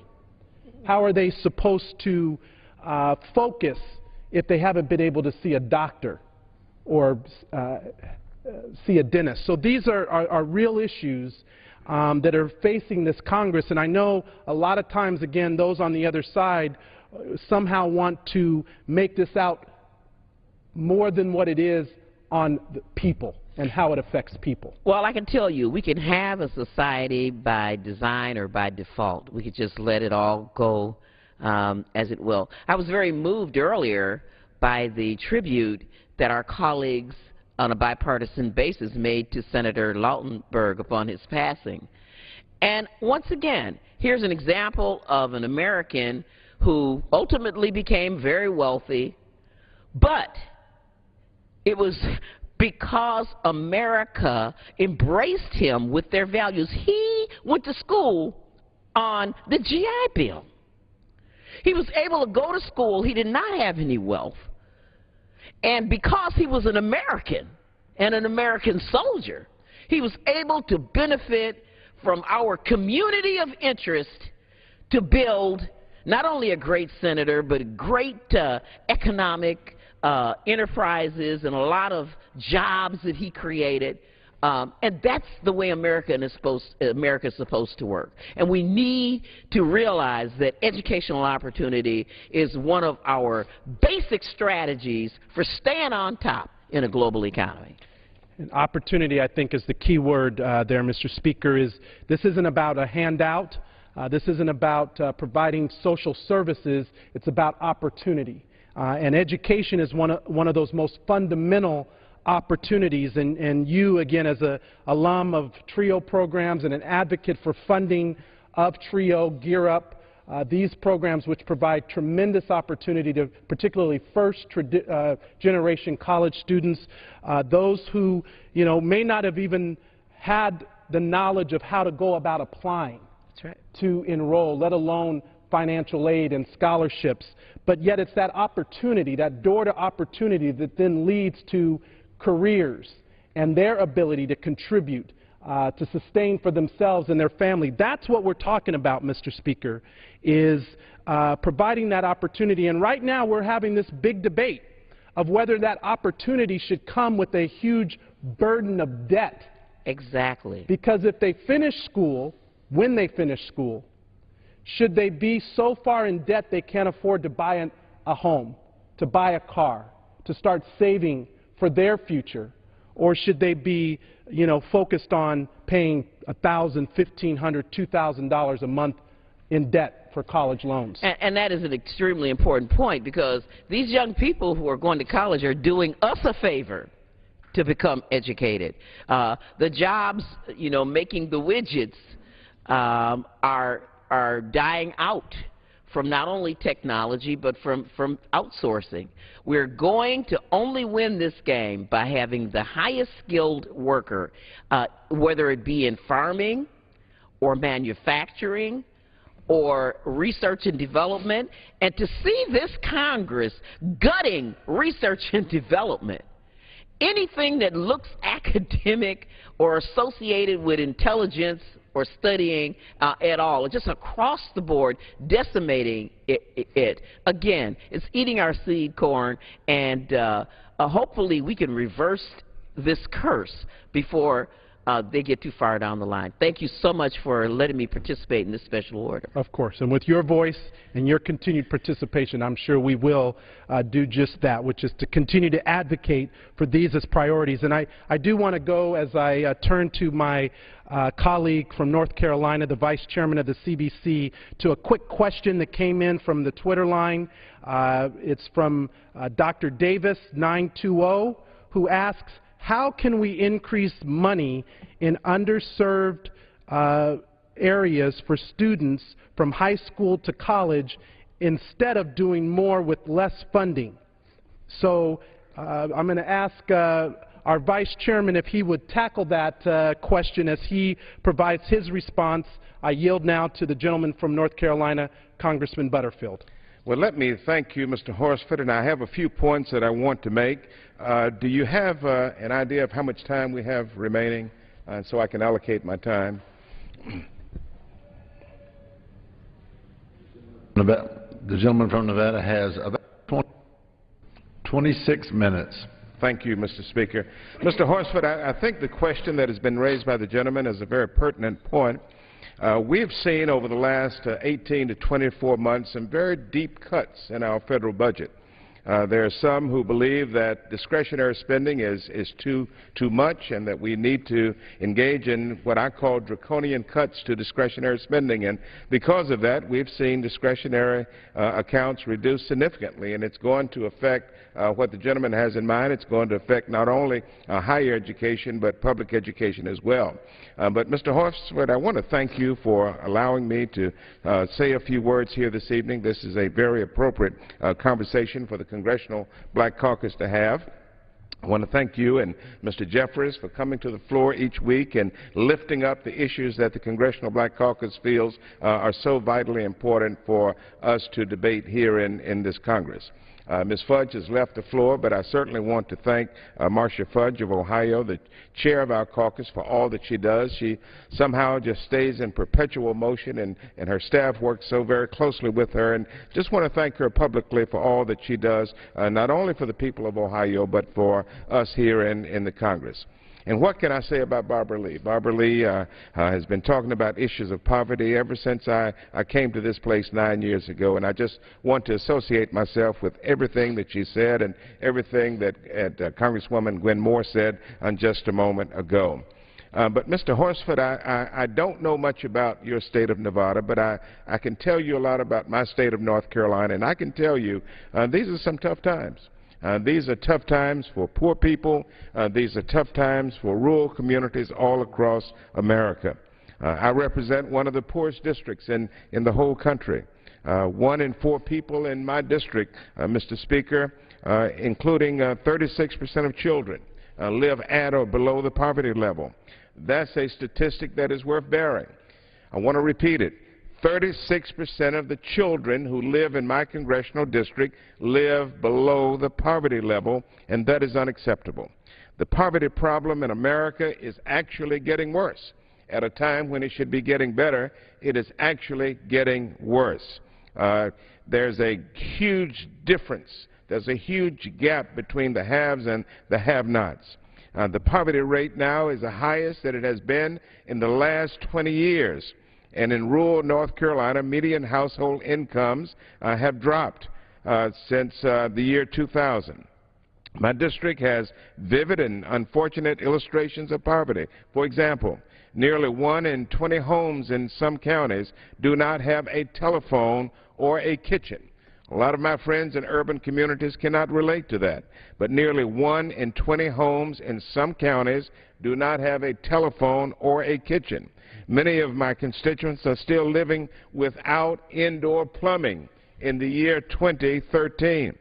The time to invest in our children and in our nation's future is now. We must first undo the cuts from sequestration, and the gentleman who sent us the message a few moments ago may have been referring to sequestration. We must undo the cuts that we are seeing involving sequestration. They are devastating. They are devastating to our communities all across the country. Sequestration has slashed Head Start funding, impacting thousands and thousands of children. It has cut job search assistance for thousands of people, eliminated millions of dollars from the Meals for Low-Income Seniors program. Sequestration cut nutrition funding by 600,000 women and children all across the country.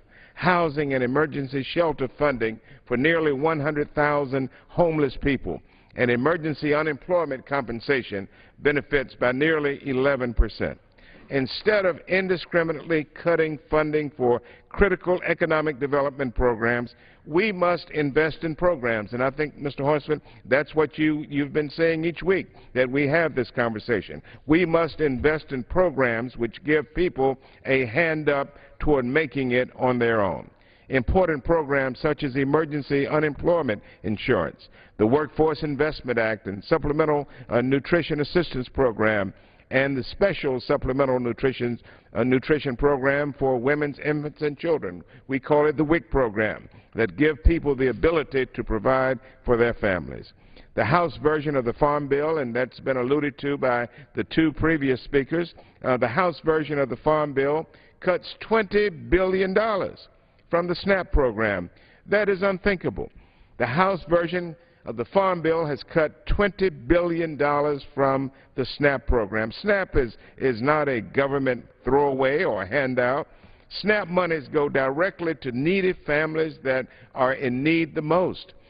We're talking about seniors and children, families that need it the most. Republican proposals to slash funding for a program that feeds poor people is simply unacceptable. But there is hope on the horizon for some of our country's poor and uninsured. We can be encouraged that the Affordable Care Act will be fully implemented in just a few months, helping some of the 1.25 million uninsured people in my state qualify for affordable health coverage through the marketplace. I will say, Mr. Horsford, in closing, and again, thank you for giving me this time, I will say in closing that the Congressional Black Caucus is very concerned about poverty. We have constructed a plan to address persistent poverty. We are alarmed that so many communities all across the country have experienced a poverty level that exceeds 20%, and it has been persisting now for more than 30 years. And so our plan in the Congressional Black Caucus is to target federal resources in census tracts that have high levels of unemployment and high levels of poverty. We call it the 10-20-30 plan. We must do it. We have to do it for the sake of America. Thank you, Mr. Horsford. You've been very kind. I yield back. Thank you again to our Vice Chairman for the Congressional Black Caucus and the gentleman from North Carolina. And, you know, I really want to commend you for, you know, being very plain with how desperate the situation is for so many people. You talked about 36% of people in North Carolina and parts of your district living in poverty, and the fact that they are going without basic fundamentals, things that many of us probably just take for granted in America. There are people in America who are going without the basics. And that is not something often that's talked about here in Washington, definitely not in this House. And when so much attention is placed on, you know, corporate special interest and subsidies for big corporations, it's time that we start changing the debate and focusing on the people who most need government support, and those are the people that you just talked about. So I commend you for that. Poverty is all around us, Mr. Horsford, whether it's in my district or your district or any of my colleagues' district. Poverty is persistent, and it's all across America. It's within the shadows of this Capitol. When I drive home in just a few minutes here in Washington, I'll go right through some very poor, low-income communities within blocks of this Capitol. We must do better. We've got to address, as a Congress, the whole issue of poverty. Thank you.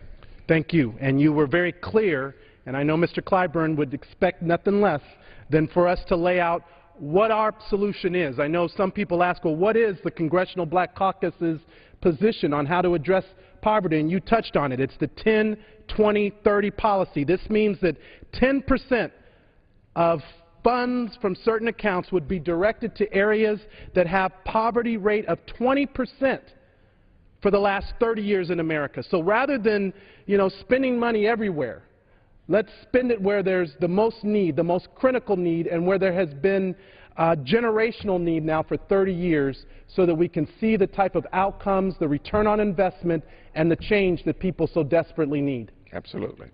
Thank you. To the gentleman from North Carolina. Now I'd like to turn to the chairman, the co-chairman for the Progressive Caucus, the gentleman from Minnesota. I want to commend him and the Progressive Caucus, because I know you had a hearing before the recess where you brought low-income wage earners and had a special hearing to listen to their concerns and how working people, really the working poor, are struggling. And I'd like to yield as much time as the gentleman from Minnesota needs to cover his points at this time. Well, Mr. Speaker, I just want to just say that the congressman from Nevada, my friend Steve Horsford and Hakeem Jeffries, doing an awesome job. I'm so proud to see you gentlemen holding forth about the issues that affect this whole country and things that the Congressional Black Caucus, of which we're all members, are doing. And I also just want to just let people know who may be tuned in, Mr. Speaker, that, you know, there are people in this Congress who believe that hard work should be rewarded, who believe that when people get up in the morning, pound it out all day to put food on the table for their families, that it is nothing less than an insult for somebody else who's living in plenty to look back on them and say, you're not working hard enough, you're not doing quite enough. The fact is, sometimes hard-working people need the help of their government. There's no shame in that. There's nothing wrong with that. Lord knows Apple Computer agrees that sometimes hard-working people need the help of their government. The fact of the matter is that we did have a hearing, and that hearing did involve low-wage workers, people making $7, $8, $8.25 an hour, some of whom were working for contractors who had contracts with the federal government. People who were literally working in buildings like the Union Station, like the Reagan Building, federal buildings across Washington, but also across this country, who were not working for the federal government, but were working for contractors who had contractors with the federal government, paying them $7 and $8 an hour, a wage that's not livable, not sustainable. You know, folks often speak derisively, Mr. Speaker, about low-income folks. Why don't they make more money? What's wrong with them? Well, they're working 8 hours a day. They're working 40 hours a week. You know, they're working 3 jobs, but they can still barely put food on the table, and they're raising their children. And they need food stamps, and if we cut the food stamp budget by $20 billion, we're going to be cutting families who work hard 2-3 jobs every day. You know, I've heard my Republican friends talk about this culture of dependency. Somehow, that moral judgment, you know, the good book says, judge not, lest ye be judged, you know. Will the gentleman yield for a moment? What's ironic about the culture of dependency is they never talk about it when we bring up corporate welfare or corporate entitlements. If we really want to talk about entitlements and who's depending upon government, then let's put it all on the table, and the billions of dollars that go to special interests, but yet we want to take away services for poor, needy children, families, the elderly, and the disabled. That's really the comparison? The gentleman's absolutely right. I mean, it is utter hypocrisy to sit up here and talk about the culture of dependency and not talk about corporate welfare.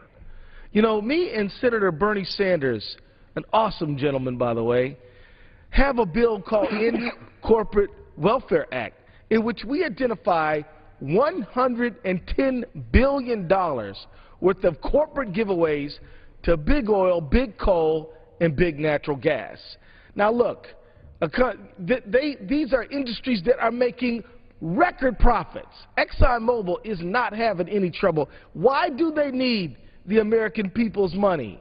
Why do they need a subsidy? Well, they're getting one, and yet people in this very body are willing to stand back and say, poor folks working 3-4 jobs need to have their money cut. I mean, it is astounding. It's shocking how hypocritical some of the things that we see go on are. But I just want to say this, Mr. Speaker. You know, this is a country of, by, and for the people. It's a country designed to let the voice of the people be heard.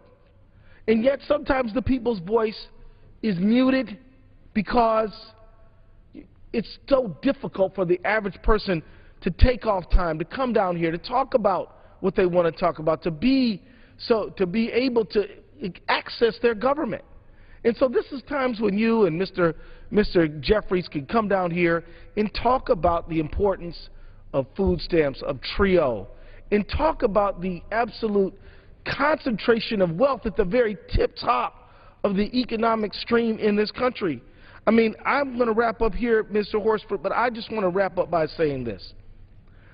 Working people across this country need to know that when poverty increases, the money just doesn't disappear. It goes to the very top of the economy. And that's why since about 2008, if you look at the newly created wealth in this economy, about 93% of it went to the top 1%. Now, my friends in the Republican caucus believe that rich people don't have enough money and poor people have too much, which is why they want to cut food stamps and cut taxes for the richest people. One of them even said to me one time, Keith, a poor person has never given me a job. Like, wow, that's the attitude we're dealing with. The bottom line is, The bottom line is, Mr. Horsford, is that low-income workers are taking matters into their own hands. Low-income workers in Detroit, in Chicago, in New York, in St. Louis, even here in Washington, D.C., have come together and said and had strikes, even McDonald's workers, in order to get better pay. Now, they are brave and they're courageous. They're taking their families' needs into their own hands. We wish them the best. We had a hearing so that they could let their voices be heard. But if we had a functioning National Labor Relations Board, would they need to go on strike and risk their jobs? If we had a social safety net, would they be in such dire straits? If we made sure that American workers had an increase in the minimum wage and we were paying a livable wage, would they be in this situation? The American people are standing up for a better life, but the truth is public policy is failing them, and we have got to do better. We can start by getting rid of sequester and getting rid of this very bad idea of cutting $20 billion out of supplemental nutrition. I'll yield back to the gentleman, and again, thank you for your excellent work. Thank you to the gentleman from Minnesota, and again, thank you for your leadership. On behalf of the Progressive Caucus, again, we work together here to try to bring these issues forward, and we appreciate your hard work. I'm so pleased to be joined by the co-anchor for this hour, my good friend, the gentleman from New York, who, you know, represents, I think, a community that has constituents who are struggling, like many constituents in my district, the 4th District in Nevada. And so I just want to pose the question to you, Mr. Jeffries, around this whole issue of income inequality that we just spent nearly the hour talking about, and the fact that it's increased by more than by more over the last 3 years than in the previous 12 years. That under the Republican policies, the budget that they proposed, middle-class families with children pay on average $3,000 more in taxes, but yet higher taxes or tax cuts, excuse me, upwards of $245,000 were given for some of the wealthiest in America. And now here we heard so many programs, from SNAP to Gear Up to TRIO, funding for K-12 education, for Head Start, to $20 billion cuts to SNAP. These are the things on the cutting board, but yet we're giving tax cuts to wealthy Americans and corporate subsidies.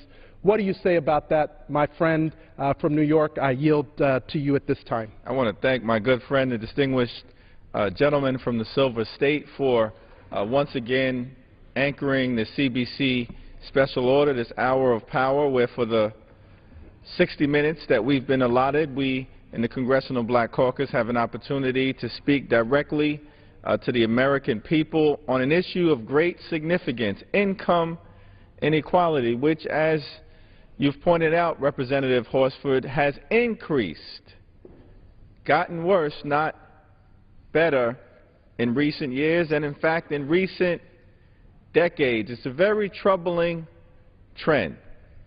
The fact that in America, and we celebrate success in America, celebrate entrepreneurship and the ability of people to prosper, but we in the CBC think that America is at its greatest when we promote progress for everybody, where we work as hard as we can in this Congress and in this country to lift the entire civic participation rates and economic participation rates of everybody in this country. Now, for the last several decades, objectively and empirically, the rich have gotten richer. They've seen their incomes increase since 1979 by an excess of 275%. Now, in isolation, that wouldn't be problematic, but when you consider what has happened to the least of those amongst us, to middle-income Americans as well, the situation is extremely troubling. The poor, in many instances, have gotten poorer. And working families and middle-class folks and those who aspire to be part of the middle class are still struggling. In many instances, they've been left behind. Now, it's often been said that when Wall Street catches a cold, many low-income Americans get a fever. Well, we know that in 2008, Wall Street, in fact, Representative Horsford got the flu. And ever since, many low-income communities across this great country have been dealing with economic pneumonia. That's bad for the country, it's bad for our democracy, and we here in the country ought to do something about it. Now, since the collapse of the economy in 2008, one of the things that has exacerbated the income inequality dynamic is the fact that some Americans have recovered, but others have been left behind. We're in the midst of a very schizophrenic economic situation right now. Corporate profits are way up. The stock market is way up. The productivity of the American worker is way up. Yet unemployment remains stubbornly high, and wages for working families and for low-income Americans has remained stagnant. That's why we're arguing in the CBC that what we should be doing in America right now is investing in our economy, lifting up low-income workers and working families and those who aspire to be part of the middle class. Invest in education, invest in job training, invest in research and development, invest in transportation and infrastructure, in technology and innovation. Invest in America in these ways. Put people back to work so we can increase consumer demand. And if you increase consumer demand, the economy is going to grow. And if the economy grows, then the deficit as a percentage of GDP will, of course, reduce itself, and everybody benefits. And so if you can't find the compassion simply to do the right thing for those low-income Americans who are struggling here in this great country, basic economic theory suggests that the right thing to do would be to provide support to those Americans who will spend that additional income that they have, put it into the economy in order to help for a more robust recovery. And so I thank the gentleman from Nevada for his leadership on this issue of great importance, and I yield back the balance of my time. Well, thank you again to my good friend from New York, Mr. Jeffries. And, you know, I just want to ask you, the proposal by the CBC, which supports a 10-20-30 policy for federal spending, how do you feel this would improve outcomes, address prioritizing of resources, and create the type of positive impact that would ultimately lead to reduced poverty in America? Well, we don't need slash-and-burn budgets that reduce our investment in social safety net programs that are an important part of who we are in America. What we should be doing, consistent with the 10-20-30 proposal, is targeting our investment in a way that's nonpartisan in nature, that will direct resources to rural America and to urban America, to blue states and to red states, that will focus on the poverty problem in a way that will benefit Americans no matter where they might be. That's what we should be doing as a Congress.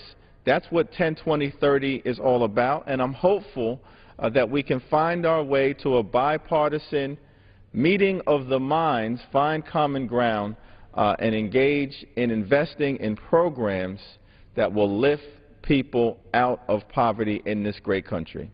Thank you. Thank you to my friend and to the co-anchor and to those who have listened for the last hour. Thank you for joining the conversation at #CBC Talks. And we're going to continue this conversation because 46 million people in our country live in poverty. 16 million of them are children. The U.S. poverty rate has risen and approaches a 50-year high. There's no way in America that if family of 4 can live on $23,550 and not expect some type of support. So these are the issues that we're confronting, Mr. Speaker. We want to work with our colleagues on the other side, but we want to do it in a way that addresses the root causes Gentleman's of time the has issue. expired. Thank you, Mr. President. Speaker, without objection, I ask unanimous consent that all members have 5 legislative days to revise and extend their remarks and insert additional materials on this topic and also House Resolution 242. Without objection, so ordered. For what purpose does the gentleman from Florida arise?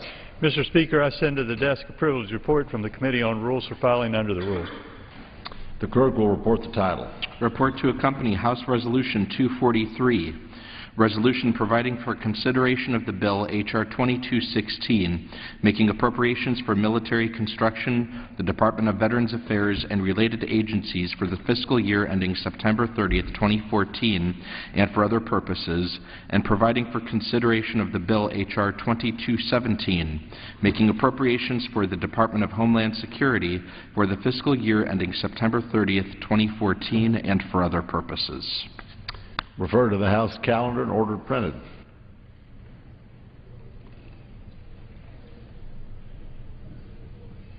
For what purposes does the gentleman from Florida arise? Mr. Speaker, I move the House adjourn. The question is on the motion to adjourn. Those in favor say aye. Those opposed say no. In the opinion of the chair, the ayes have it. The motion is agreed to. Accordingly, pursuant to House Resolution 242, the House stands adjourned until 10 a.m. tomorrow for morning hour debate as a further mark of respect to the memory of the late Honorable Frank Lautenberg.